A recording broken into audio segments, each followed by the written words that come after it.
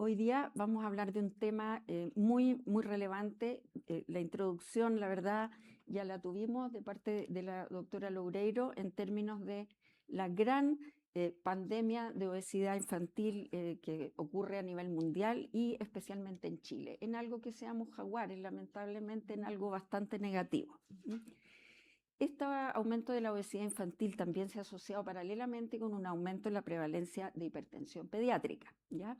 Y como ya hemos visto, todo esto confluye en un altísimo riesgo de las enfermedades crónicas no transmisibles del área cardiovascular. Entonces, ¿cuál es la relevancia de la hipertensión arterial?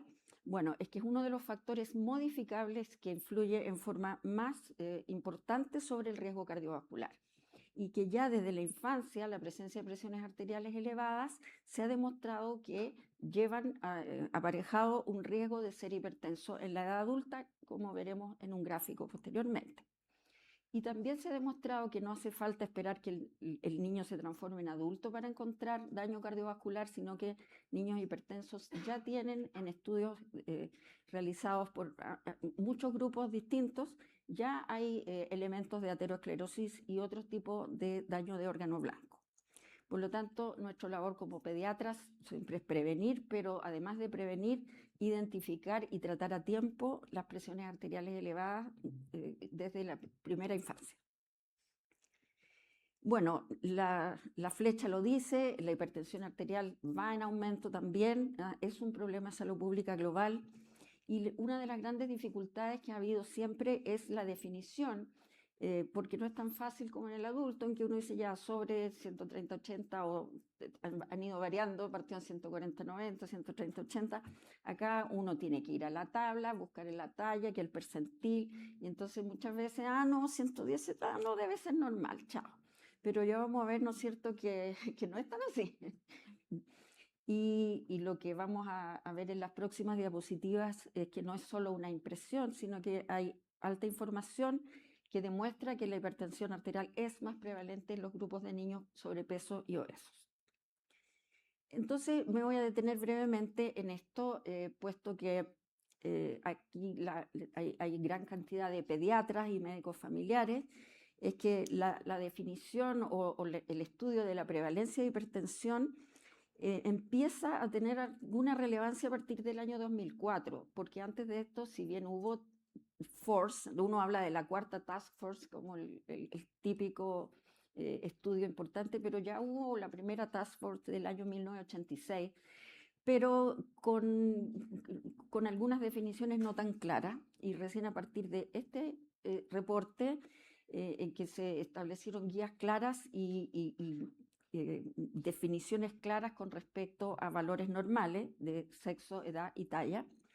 Y en relación a esta publicación se empezaron a describir prevalencias de hipertensión que iban entre el 2 y el 4%. Sin embargo, paralelamente y también en el mismo año 2004, una publicación muy interesante del doctor Sorov, en que demostró claramente que a ver, no voy a estar embarrando. Aquí este es el puntero, ¿no? Ahí sí. Que el grupo de niños obesos, aquí estamos en índice de masa corporal más de 95, sufría un aumento en la prevalencia de hipertensión muy relevante.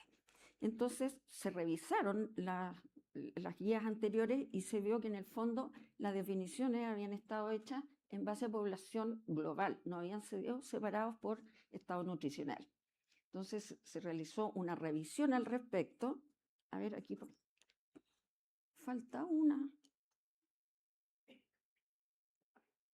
Falta una diapositiva. Bueno, no importa.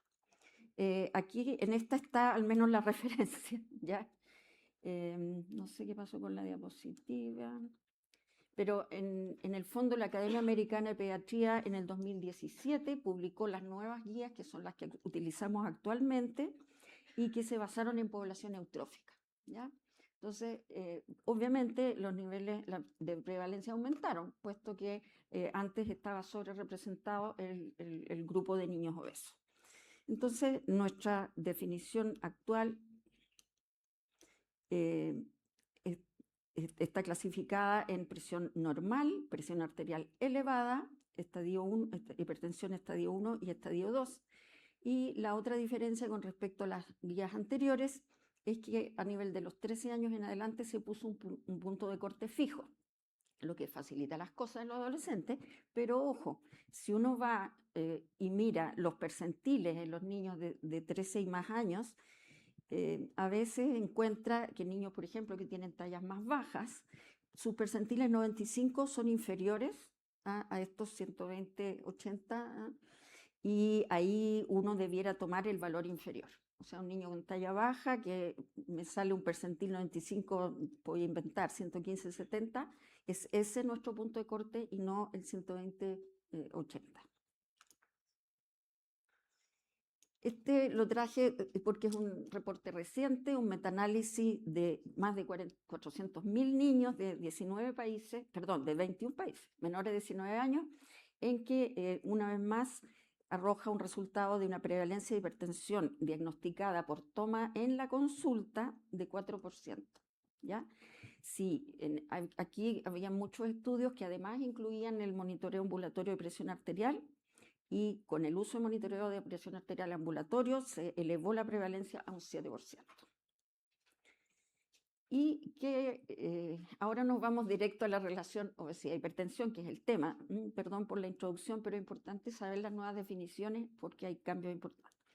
Bueno, nuestro querido doctor Alejandro Martínez aquí está incluido en un grupo de estudio que publicó el año 2011 un estudio de casi 3.000 niños escolares y preadolescentes, en que ya se demostró que el riesgo relativo de tener sobrepeso y obesidad para tener hipertensión era significativo. Los niños sobrepesos tenían un riesgo relativo de 1,6 y los obesos 3,5 veces respectivamente.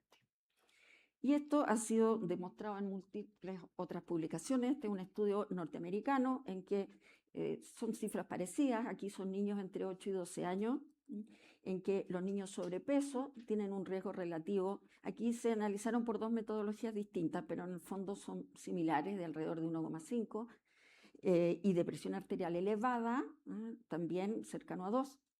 Y los niños obesos superan el riesgo relativo sobre 3 de ser hipertensos y un poco menos de tener presiones arteriales elevadas.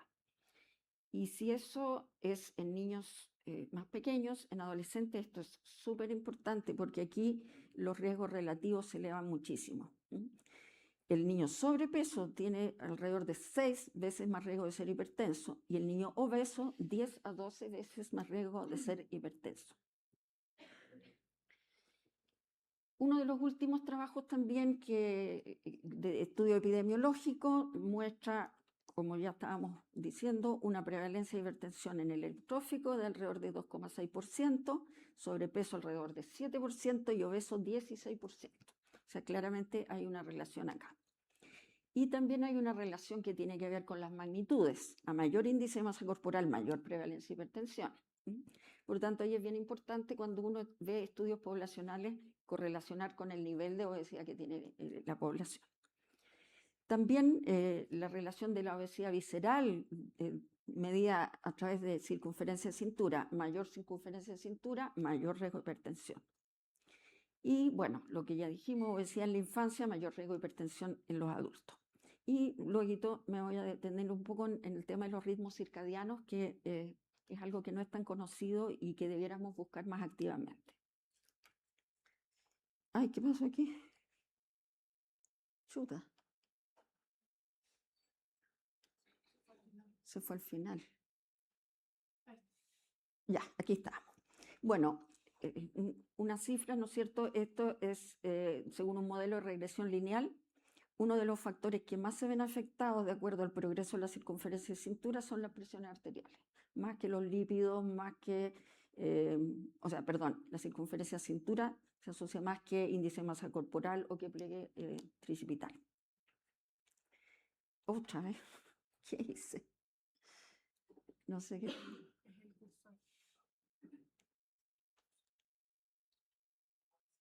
Ya, bueno, rápidamente para demostrar lo que les decía, niños que tienen presiones normales durante la etapa escolar, en general no llegan a ser adultos hipertensos, pero sí los que tienen presiones normales altas y, por supuesto, presiones elevadas tienen mucho más riesgo de ser hipertensos en la edad adulta.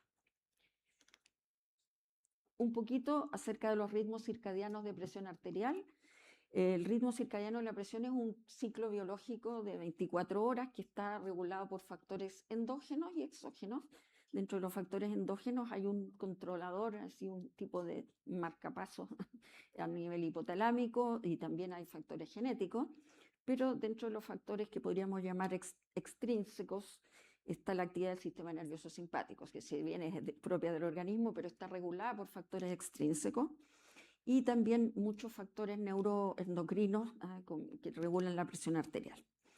Y lo importante de esto es que se han reportado ritmos circadianos alterados en distintas patologías, enfermedad renal crónica, diabetes, niños con antecedentes de haber sido pequeños para la edad gestacional y también en niños obesos.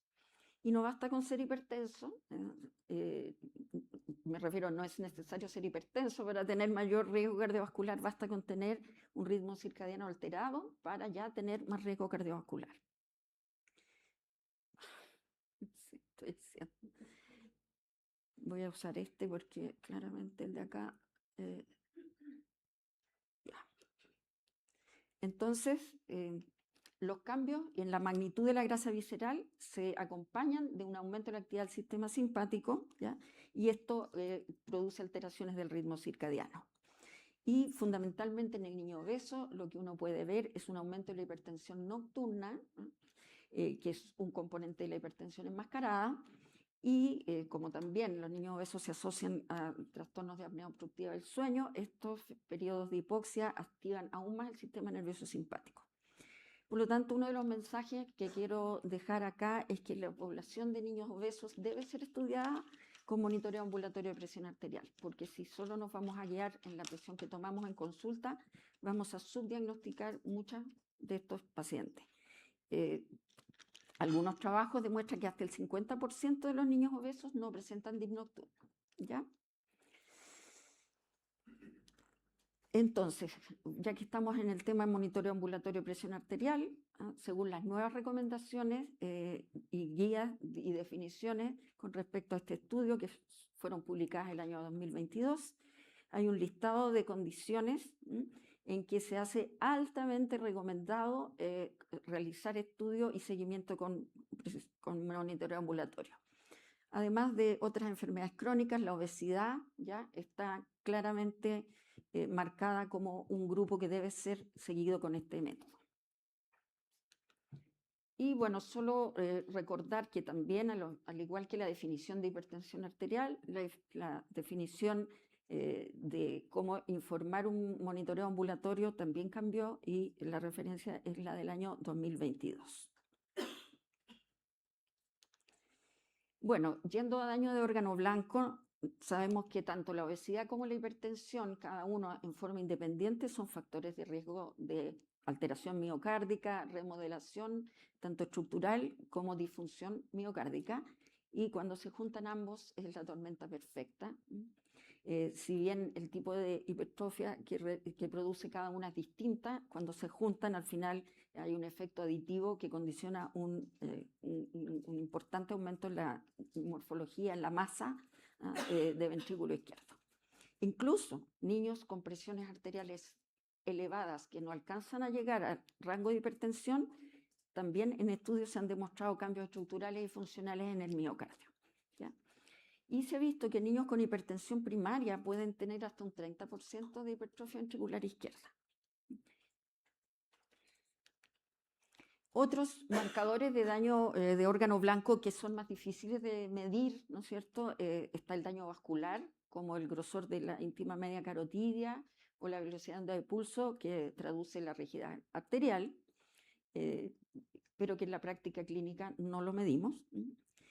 La microalbuminuria, que en los adultos está tan estudiado y relacionado, la verdad es que en pediatría los estudios no han demostrado una correlación tan clara, porque hay otros, es bastante inespecífica, la verdad, lo que sí en pacientes diabéticos y enfermos renales crónicos está demostrado que es uno de los mejores marcadores. Y también daño neurológico, que es aún más difícil de evaluar, pero habría trastornos microvasculares que alterarían la capacidad cognitiva. Entonces, recomendación práctica. ¿Cuál es el estudio indispensable en estos pacientes? Bien poco, ¿ya? No es necesario mucho examen. Como todo niño hipertenso o como todo niño obeso, probablemente vamos a hacer un chequeo global de función renal, metabolismo, perfil lipídico, metabolismo de la glucosa, pruebas hepáticas, pruebas tiroideas, pero ahí es suficiente, ¿ya? La nueva recomendación dice, key statement, niños y adolescentes mayores de 6 años que no tienen una historia personal o familiar que oriente hacia causas como hipertensión endocrinológica, o que no tengan clínica sugerente, por ejemplo, un feocromocitoma, o que no tengan un fenotipo de enfermedad de Cushing, no necesitan ir a medir todos los exámenes que uno le estudia. Entonces, lo siento, pero no vamos a pedir estudios de hipertensión endocrina en todos los niños, ni vamos a medir renina en todos los niños, sino que cuando hay una relación clara entre la obesidad, el sobrepeso y los factores metabólicos, uno está autorizado a manejarlo como tal y no buscarle el feocromocitoma a todos los niños, digamos, que eso muchas veces retrasa el tratamiento. Estudio de órgano blanco, eso sí, y ya dijimos, el ecocardiograma es el elemento más estandarizado y el que debe hacerse. Los otros, que a uno le decía en el fondo de ojo, en los niños con hipertensión grave. El niño con hipertensión leve a moderada no va a demostrar grandes cambios, además que la retina del niño no es la misma que la retina del adulto y tiene que ser hecho por un oftalmólogo pediatra, porque a veces uno encuentra hallazgos que no corresponden. Entonces, súper cortito, fisiopatología por razones de tiempo, ¿no es cierto? Hay dos grandes factores. Uno es que el aumento de masa corporal implica mayor gramo de tejido a irrigar. Entonces, se produce un aumento del volumen circulante, ¿ya? Porque hay más tejido graso que perfundir y también músculo, corazón, hígado, riñón, tubo gastrointestinal necesitan trabajar más para compensar el efecto metabólico de esta mayor masa corporal. Por lo tanto, tenemos una volemia aumentada, un retorno venoso aumentado, un gasto cardíaco aumentado. Se ha descrito como un estado de vasodilatación funcional, pero que acarrea además una reserva vascular disminuida. Ya estamos a tope.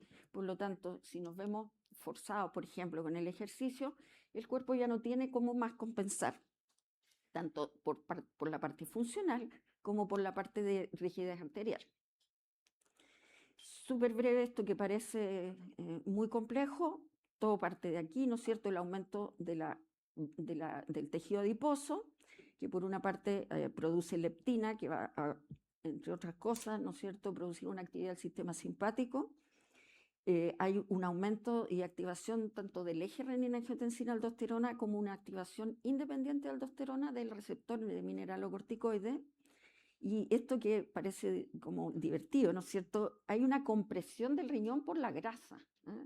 Realmente hay fotos que por razones de tiempo no puse, en que se ve en animales, ¿no es cierto?, un riñón así aplastado por la grasa y que produce compresión tanto de vasos grandes, arterias, venas renales, como también produce un aumento de la presión intersticial del riñón que desencadena todos los mecanismos neurohormonales de retención de sodio y agua. Entonces, en el fondo, la retención de sodio y agua por parte del riñón está aumentada. Y eso gatilla todo el resto, que es un poco largo de seguir mencionando, pero también muy importante todo lo que se ha mencionado y se seguirá mencionando en este curso de todos los otros trastornos metabólicos que coexisten en el paciente obeso. Entonces, otro mensaje importante para mí es el cambio de paradigma. Yo crecí con el axioma de la hipertensión pediátrica es secundaria hasta que se muestre lo contrario. Pero hoy día se sabe que casi el 90% de los niños con sobrepeso que tienen hipertensión está en primaria. por lo mismo, no nos demos tantas vueltas en buscar causas raras, ¿ya? Y en este momento, la hipertensión asociada a obesidad es una de las causas más frecuentes de hipertensión pediátrica. Estamos hablando de los niños en general sobre 6 años. Obviamente, en un niño lactante hay que pensar en muchas otras causas. Entonces, brevemente del manejo, bueno, va aparejado del manejo de la obesidad, ¿no es cierto?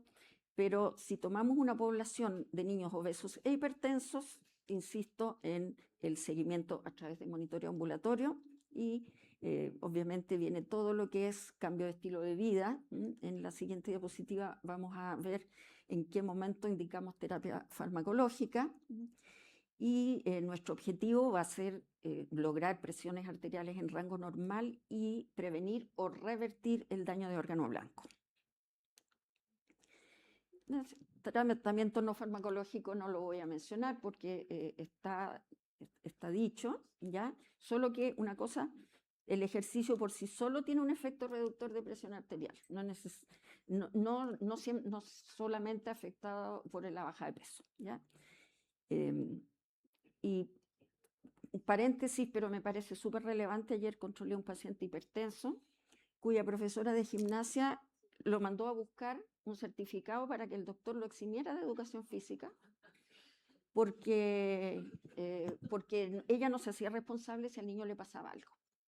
Y el niño, musculoso, futbolista, como pocos, interesado, venía, por favor, doctora, no, yo quiero seguir jugando, que la liga de fútbol. Ya, le puse un testamento a la profesora que no solo no debía eximirse, sino que se recomendaba que sí hiciera deporte. O sea, la cultura, incluso en profesionales que debieran tener un poco más de claridad al respecto, así que por favor no den certificado para eximir de educación física porque el niño es hipertenso, salvo que esté en una crisis hipertensiva, pero es otra situación. El manejo farmacológico uno lo debe indicar básicamente en 3 situaciones: hipertensión sintomática, fracaso de las medidas anteriores y daño de órgano blanco, ¿ya? Y nuestra droga de elección es la que afecta el sistema renina-angiotensina-aldosterona, que ya vimos que dentro de lo que afectan más la fisiopatología. Además, tienen beneficios agregados en paciente diabético con enfermedad renal y proteinuria, pero paciente con enfermedad avanzada, clearance menor de 30, no están indicados. Y aquí, más importante que eso, adolescente con riesgo de embarazo, porque el riesgo de displasia renal en el feto recién nacido es muy alto. Así que mucho ojo con eso, ¿ya? Los bloqueadores de canales de calcio de acción prolongada son nuestra segunda droga de elección, puesto que no tiene efectos adversos metabólicos ni renales ni teratogénicos. Y los diuréticos, que aparecen, tienen sentido desde el punto de vista de la fisiopatología, ¿no es cierto? Si hay retención de sodio o agua, pero en este contexto, en niños que tienen trastornos metabólicos, agregarles efectos secundarios como hiperglicemia, hiperuricemia y dislipidemia no es lo más indicado. Así que restricción de sodio es mucho más sano. Evitar beta bloqueadores también, por lo mismo, por los efectos metabólicos adversos. Y los objetivos, aquí vamos a incluir a niños que tienen presiones arteriales elevadas sin necesariamente ser hipertensos, ¿ya? Entonces, tanto presión arterial elevada como hipertenso demostrado, vamos a ir a buscar daño de órgano blanco. Cuando hay daño de órgano blanco no se discute, se comienza la terapia farmacológica. Si no hay daño de órgano blanco y el paciente no es sintomático, vamos a partir por cambio de estilo de vida, pero si esto fracasa, vamos a ir a terapia farmacológica. Entonces, los 3 objetivos los reviso: presiones arteriales en rango normal, falta de daño de órgano blanco, reversión y sintomatología.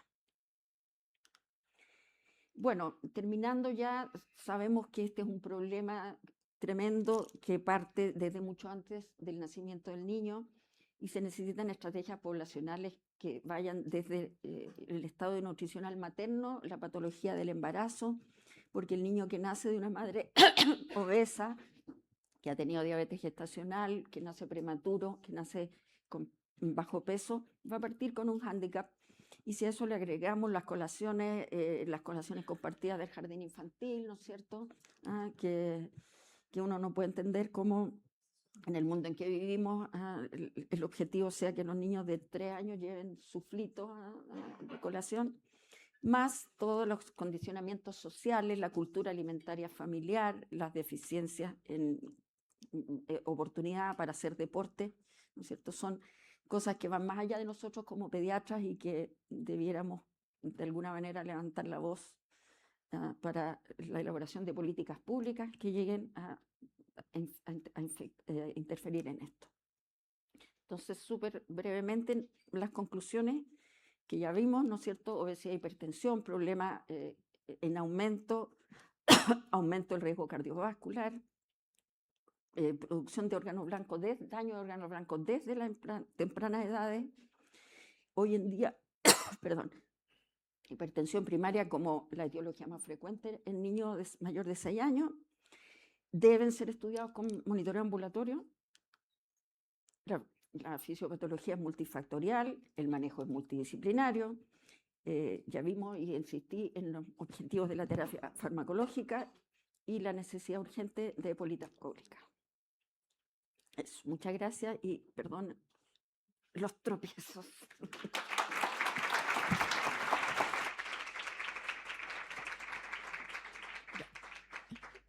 Por razones de tiempo y para aprovechar